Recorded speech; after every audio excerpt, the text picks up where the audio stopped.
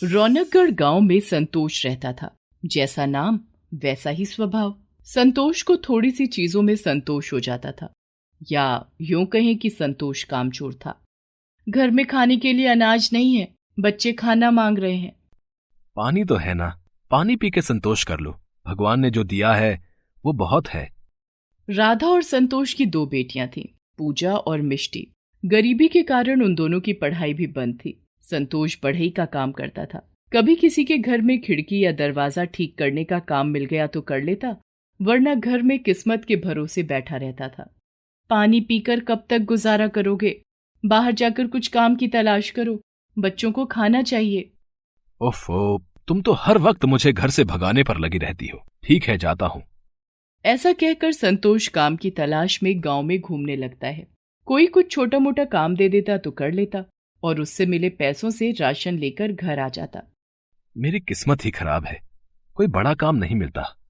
घर बैठकर किस्मत को कोसने से कुछ नहीं होगा। बड़ा काम करने के लिए मेहनत से बड़े काम की तलाश करनी होगी।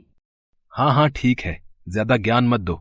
संतोष की कर्मचारी और किस्मत के भरोसे बैठे रहने का नतीजा ये हुआ कि एक एक करके घर की सारी चीजें बिक गईं। बस सिर छिपाने के लिए घर की चार दीवारी रह गई। तुमसे तो कुछ नहीं हो पाएगा, मैं ही काम ढूंढ लेती हूँ। तुमसे संतोष तो होता नहीं है। अच्छा जाओ। राधा शादी से पहले सिलाई का काम सीखती थी।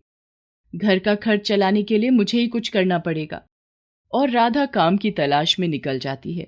कुछ दिन की तलाश के बाद राधा को एक दर्जी के यहाँ कपड़े सिलने का काम मिल गया। सुबह बच्चों को तैयार करके राधा काम पर निकल जाती। संतोष घर में बैठा रहता और किस्मत को कोसा करता था। उधर राधा दिन रात मेहनत करके कपड़े सिलती थी। धीरे धीरे राधा का काम और निखरता गया और राधा ने दर्जी से सैलरी बढ़ाने की मांग की। अभी तो इन्हीं पैसों से काम चलाना पड़ेगा, अभी सैलरी बढ़ाने की बात मत करो। लेकिन काम तो ज्यादा मिल रहे हैं, जाहिर है पैसे भी अच्छे मिल रहे होंगे। तुम्हें काम करना है तो इन्हीं पैसों में काम करना होगा, वरना कल से मत आना। दर्जी की बात राधा को बुरी लग गई और उसने वहां से काम छोड़ दिया। मैं कहता था ना कि किस्मत के आगे किसी की नहीं चलती है। चली गई ना नौकरी। दूसरी मिल जाएगी, ढूंढने पर तो भगवान भी मिल जाते हैं, नौकरी क्यों नहीं मिलेगी? राधा दूसरे दिन फिर काम की तलाश में निकल पड़ती। हे भगवान, कितनी तेज धूप है और उस पर ये नौकरी ढूंढने का काम। परेशान होने के बाद भी राधा ने हार नहीं मानी और थोड़े दिन की तलाश के बाद उसे एक बुटीक में काम मिल जाता है। कल से ज्यादा मेहनत करनी होगी, रात को घर आने में देर हो जाएगी, तुम बच्चों का ख्याल रखना। दूसरे दिन सुबह उठकर राधा जल्दी जल्दी घर का काम निपटाती है और काम पर निकल जाती है। बुटीक में दिन रात मेहनत करने के बाद राधा रात को घर आकर खाना बनाती और बच्चों को खिलाती थी। संतोष कोने में बैठकर किस्मत को कोसता रहता था। ए भगवान, मुझे नौकरी कब मिलेगी? घर बैठकर भगवान को कोसने से नहीं मिलेगी। अच्छा अब चुप हो जा, बड़ी आई नौकरी वाली। देखना, अपनी मेहनत के बल पर एक दिन मैं खुद का बुटीक खोलूंगी। पैसे क्या तेरा बाप देगा है?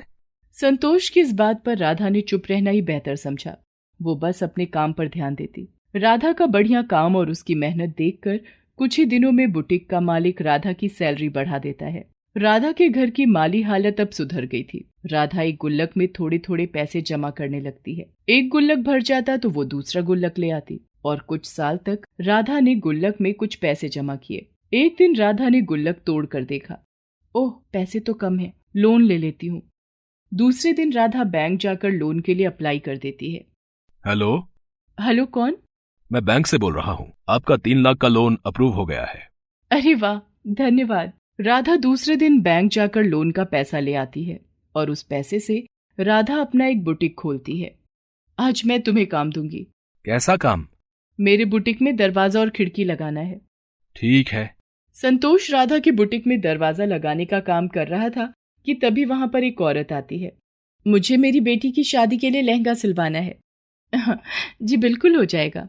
राधा अपने सिले हुए कपड़े बुटीक के डिस्प्ले में लगा देती है, जिसकी खूबसूरती देखकर उसके बुटीक में ज्यादा कस्टमर आने लगे और राधा को ज्यादा ऑर्डर आने लगे। राधा अपने सिले हुए कपड़ों की ऑनलाइन सेलिंग भी शुरू कर देती है। राधा अपने काम में काफी बिजी रहने लगी थी और धीरे धीरे करके अपना लोन भी चुका रही थी। राधा ने अपनी दोनों बेटियों का नाम स्कूल में लिखवा दिया था। राधा की सफलता देखकर संतोष को उससे जलन होने लगती है। तुम्हारी किस्मत अच्छी है, बैठे बिठाए तुम्हें काम मिल गया। बताओ। ये तुम गलत बोल रहे हो। मुझे बैठे बिठाए कुछ नहीं मिला है। मुझे जो भी मिला है मेरी मेहनत से मिला है। मैं तुम्हारी तरह किस्मत के भरोसे नहीं बैठी हूँ। आए दिन संतोष राधा से किसी न किसी बात पर लड़ने लगता था। परेशान होकर एक दिन राधा अपनी दोनों बेटियों को लेकर घर छोड़कर चली गई और किराए पर कमरा लेकर रहने लगी। राधा के जाने के बाद संतोष के पास कुछ भी नहीं बचा था। अब तो घर में अनाज का एक दाना भी नहीं है। लगता है काम ढूंढने जाना पड़ेगा। संतोष काम की तलाश में निकल जाता है और उसे एक दुकान पर दरवाजा लगाने का काम मिल जाता है। इस सेठ ने तो काम के बहुत कम पैसे दिए हैं। लगता है और काम ढूंढना पड़ेगा।